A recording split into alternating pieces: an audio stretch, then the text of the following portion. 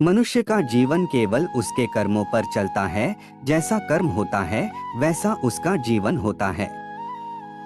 इस संसार में देखने के लिए बहुत सारे खूबसूरत स्थान हैं, पर सबसे खूबसूरत जगह है बंद आंखों से अपने भीतर देखना। सफलता खुशी की चाबी नहीं है, खुशी सफलता की चाबी है। आप जो कर रहे हैं उससे अगर आप प्यार करते हैं तो आप जरूर सफल होंगे। बीता हुआ कल जीवन को समझने का एक अच्छा मौका है और आने वाला कल जीवन को जीने का एक दूसरा मौका। अनुमान मन की कल्पना है और अनुभव जिंदगी का सबक है। सच्ची खुशी तभी होती है जब आपकी सोच, कथन और कर्म में समानता हो। जैसे तेल समाप्त हो जाने पर दीपक बुझ जाता है, उसी प्रकार कर्म के क्षीण हो जाने पर भाग्य भी नष्ट हो जाता है। जब मेहनत करने के बाद भी सपने पूरे नहीं होते तो रास्ता बदलिए। सिद्धांत नहीं, क्योंकि पेड़ भी हमेशा पत्ते बदलता है, जड़ नहीं। मौन सबसे अच्छा उत्तर है किसी ऐसे व्यक्ति के लिए जो आपके शब्दों को महत्व नहीं देता। मनुष्य जन्म लेता है तो उसके पास सांसें तो होती हैं, पर कोई नाम नहीं होता। जब मृत्यु होती है तो उसके पास नाम तो होता है, पर सांसें नहीं होती। इसी सांस और नाम के बीच की यात्रा को जीवन कहते हैं। न किसी के अभाव में जियो, न किसी के प्रभाव में जियो।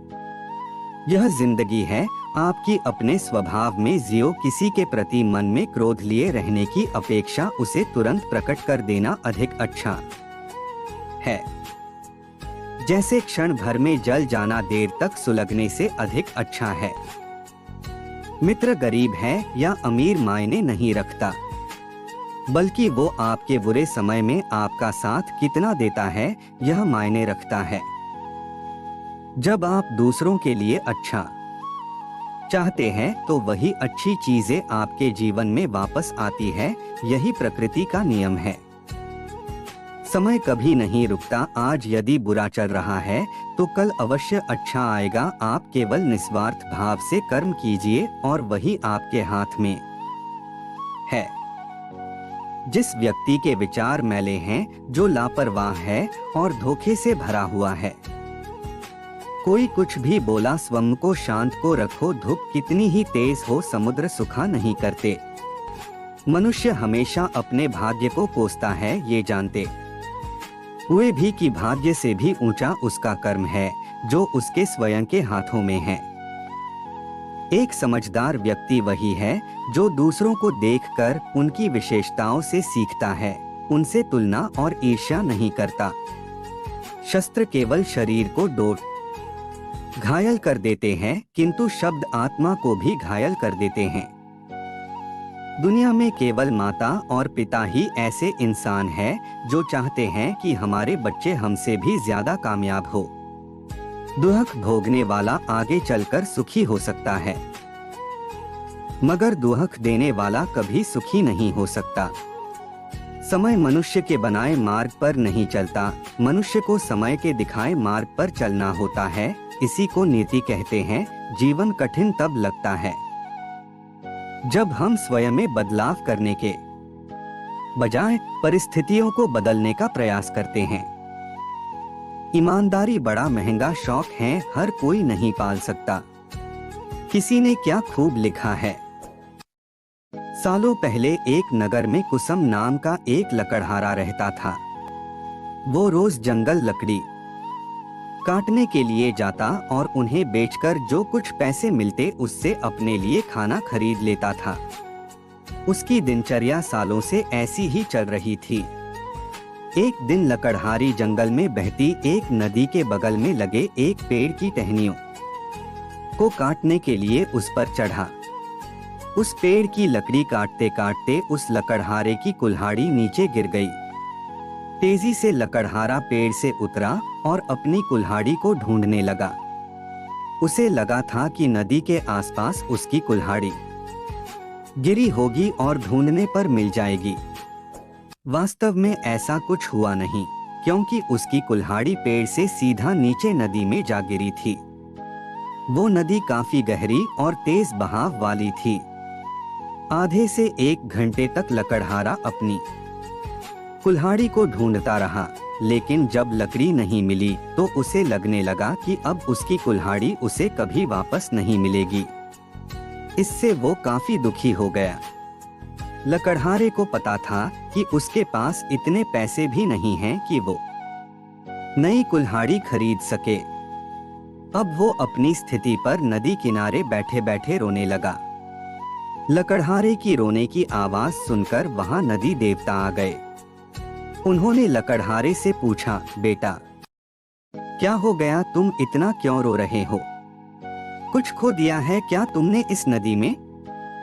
नदी के देवता के सवाल सुनते ही लकड़हारे ने उन्हें अपनी कुल्हाड़ी गिरने की कहानी सुना दी।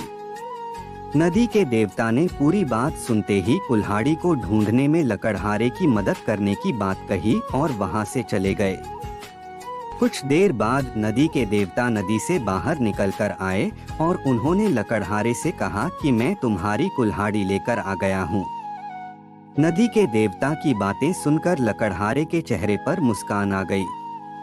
तभी लकड़हारे ने देखा कि नदी के देवता ने अपने हाथों में सुनहरी रंग की कुल्हाड़ी ले रखी है।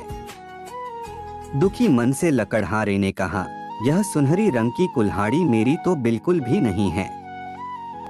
यह सोने की कुल्हाड़ी जरूर किसी अमीर इंसान की रही होगी। लकड़हारे की बात सुनकर नदी के देवता दोबारा से गायब हो गए। कुछ देर बाद नदी के देवता दोबारा नदी से बाहर निकले। इस बार उनके हाथों में चांदी की कुल्हाड़ी थी। उस कुल्हाड़ी को देखकर भी लकड़हारे को खुशी नहीं हुई। उसने कहा कि ये भी मेरी कुल्हाड़ी नहीं है, ये किसी दूसरे इंसान की कुल्हाड़ी होगी। आप उसी को ये कुल्हाड़ी दे दीजिएगा, मुझे तो अपनी ही कुल्हाड़ी ढूंढनी है। इस बार भी लकड़हारे की बात सुनकर नदी के देवता फिर वहां से चले गए। पानी में गए भगवान इस बार काफी देर बाद बाहर आए। अब देवता को देखते ही लकड़हारे के चेहरे पर बड़ी सी मुस्कान थी। उसने नदी के देवता से कहा कि इस बार आपके हाथ में लोहे की कुल्हाड़ी है और लग रहा है कि ये मेरी ही कुल्हाड़ी है। ऐसी ही कुल्हाड़ी पेट काटते समय मेरे हाथ से नीचे गिर गई थी। आप ये कुल्हाड़ी मुझे दे दीजिए और दूसरी कुल्हाड़ियों को उनके असली मालिक तक पहुंचा दीजिए।